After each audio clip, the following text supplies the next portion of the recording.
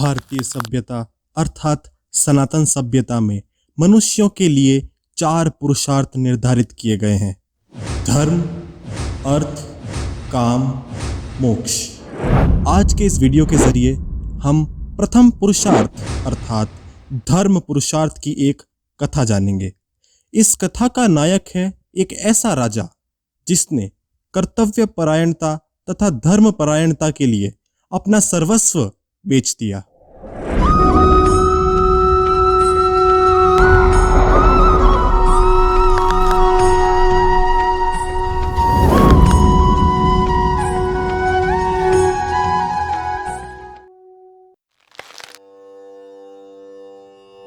हम कथा कह रहे हैं इक्ष्वाकु वंश अथवा सूर्य वंश के राजा हरिश्चंद्र की, जो कि श्री राम के पूर्वज भी थे।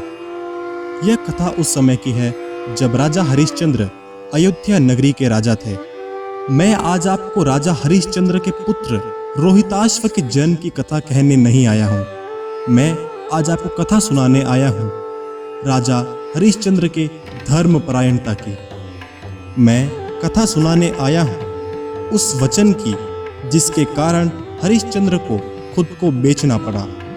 कथा सुनाने से पहले मैं आपको एक बात अवगत करा दूं कि इस कथा को कई लोग अपने अपने अनुसार अलग अलग बताते हैं, लेकिन इस कथा का मूल भाव एक है।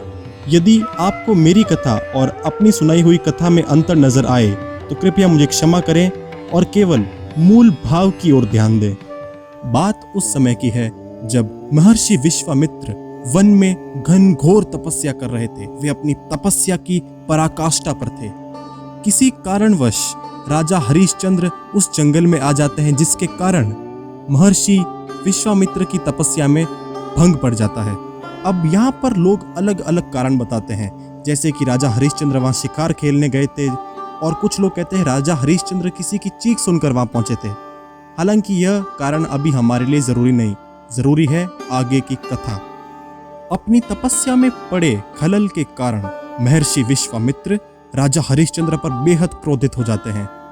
एक गुणवान राजा होने के कारण राजा हरिश्चंद्र महर्षि के सामने हाथ जोड़कर खड़े हो जाते हैं और उनसे कहते हैं कि वे जो भी दंड उन्हें देंगे वह उन्हें स्वीकार्य होगा, और महर्षि उन्हें जो भी दंड देंगे वे उसको धर्म मानकर उसकी पालना करेंगे। एक राजा के मुख से ऐसी धर्म परायणता की बातें सुनकर महर्षि विश्वामित्र को बड़ा अचरज होता है। वे मन ही मन उस राजा की परीक्षा लेने का निर्णय करते हैं। महर्षि राजा की परीक्षा लेने हेतु उनसे पूछते हैं क्या वे जो भी दंड देंगे वे उसे स्वीकार्य होगा। राजा हाँ कहकर अपनी सहमति प्रकट करते हैं। इस पर महर्षि विश्वामित्र राजा से उनका संपूर्ण साम्राज्य, उनका कोषागार, उनका समस्त धन मांग लेते हैं।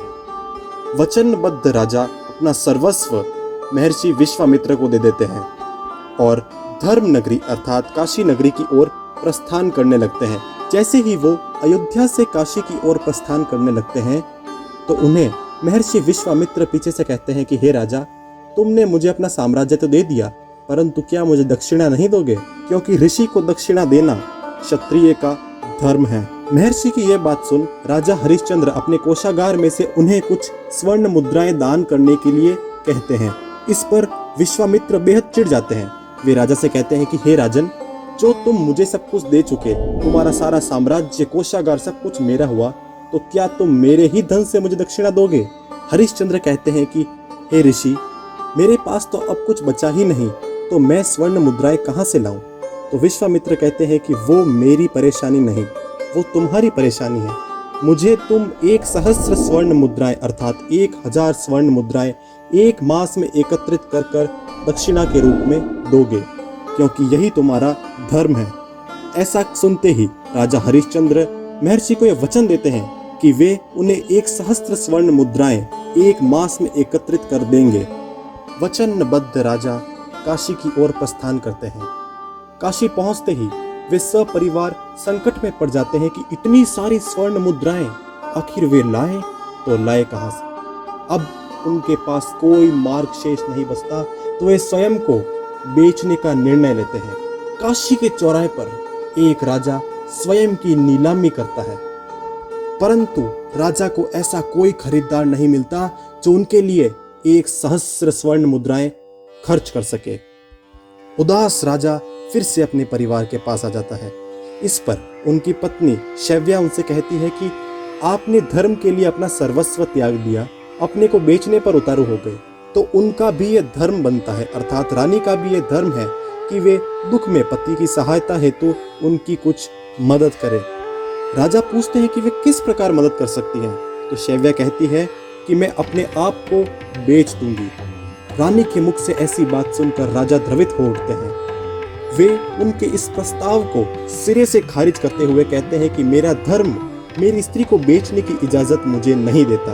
इस पर रानी कहती है कि आप तो अपने धर्म की पालना के लिए सब कुछ कर सकते हैं, किंतु क्या यह मेरा धर्म नहीं कि मैं आपकी सहायता करूं और इस दुख की वेला में आपके काम आऊं। रानी के इस तर्क के सामने राजा विवश हो जाते हैं। अब काशी के चौराहे पर राजा हरिश्चंद्र अपनी पत्नी शैव्या की नीलामी करते हैं। 100 स्वर्ण मुद्राएं, 200 स्वर्ण मुद्राएं, 400 स्वर्ण मुद्राएं और अंत में शैव्या 500 स्वर्ण मुद्राओं में बेच दी जाती है। एक महलों में रहने वाली रानी को दासत्व प्राप्त होता है। यही नहीं, राजा हरिश्चंद्र अपने पुत्र को भी 100 स्वर्ण मुद्राओं में बेच देते हैं।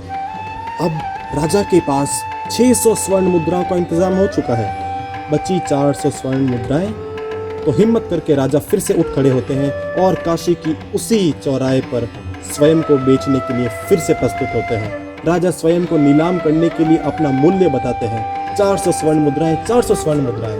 और अंत में एक व्यक्ति राजा हरिश्चंद्र को खरीद लेता है 400 स्वर्ण मुद्राओं में।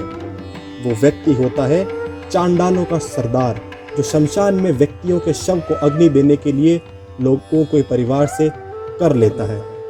राजा स्वयं को उस चांडाल सरदार को बेच देते हैं।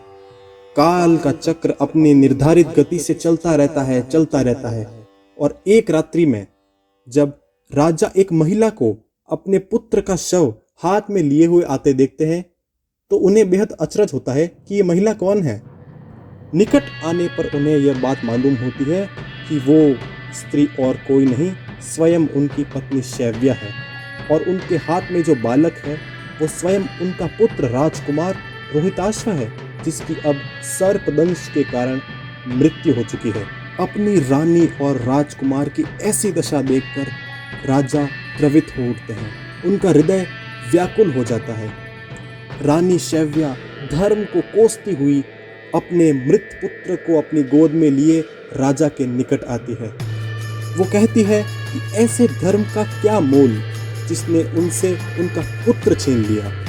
कुछ समय तक राजा और रानी पुत्र के वियोग में विलाप करते हैं और जब शैव्या अपने पति अर्थात हरिश्चंद्र से जब पुत्र को अग्नि देने के लिए कहती है, तब हरिश्चंद्र एक पिता और एक पति से एक स्वामी के दास बन जाते हैं। वे शैव्या से कहते हैं कि अपने स्वामी की आज्ञा का पालन करना ही एक दास का धर्म है और मेरे स्वामी ने मुझे यह आज्ञा दी है कि व्यक्ति को जलाने से पूर्व उसके परिवारजन से कर वसूलो।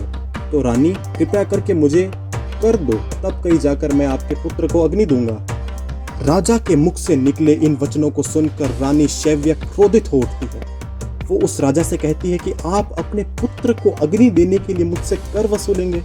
तब राजा कहते हैं कि यही धर्म है और मैं धर्म से विमुख नहीं हो सकता, और अगर तुम कर के रूप में मुझे मुद्राएं नहीं दे सकती तो कृपया अपने वस्त्र का अर्थात अपनी साड़ी का आधा भाग मुझे दे दो, यही तुम्हारा कर होगा। राजा के ये वचन सुनकर रानी शैव्या उनसे कहती है कि यदि धर्म की पालना के लिए आप अपनी स्त्री को अर्धनग्न ही देखना चाहते हैं तो यही सही। जैसे ही रानी अपने वस्त्र का आधा भाग फाड़ने लगती है तो उसी समय विश्वामित्र वहां पर उपस्थित हो जाते हैं। वे उस स्त्री को प्रणाम करते हैं जिसने धर्म की पालना के लिए ऐसा कदम उठाने में भी झिझक नहीं की। वे हरिश्चंद्र को प्रणाम करते हैं। वे उससे कहते हैं कि हे राजन, तुमने धर्म की पालना के लिए स्वयं को, स्वयं की पत्नी, पुत्र सबको बेच दिया, सिर्फ और सिर्फ धर्म की पालना के लिए।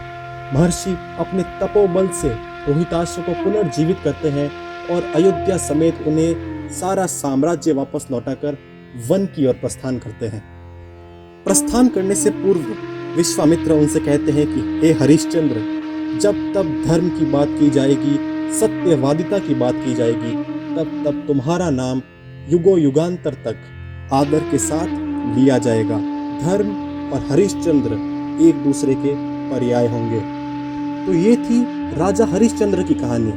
इससे हमें सीखने को मिला कि धर्म का मार्ग आसान नहीं, उसमें बहुत सारे कांटे हैं, परंतु जो व्यक्ति धर्म के मार्ग पर अडिग रहता है, विजय अंत में उसी की होती है। मनुष्य के 4 पुरुषार्थों से भी धर्म सर्वश्रेष्ठ है। तो ये तो हुई आज के वीडियो की बात। अगले वीडियो में मैं आपसे फिर मिलूंगा काम अथवा अर्थ की एक ऐसी ही शानदार कथा के साथ। तब तक के लिए जय श्री राम।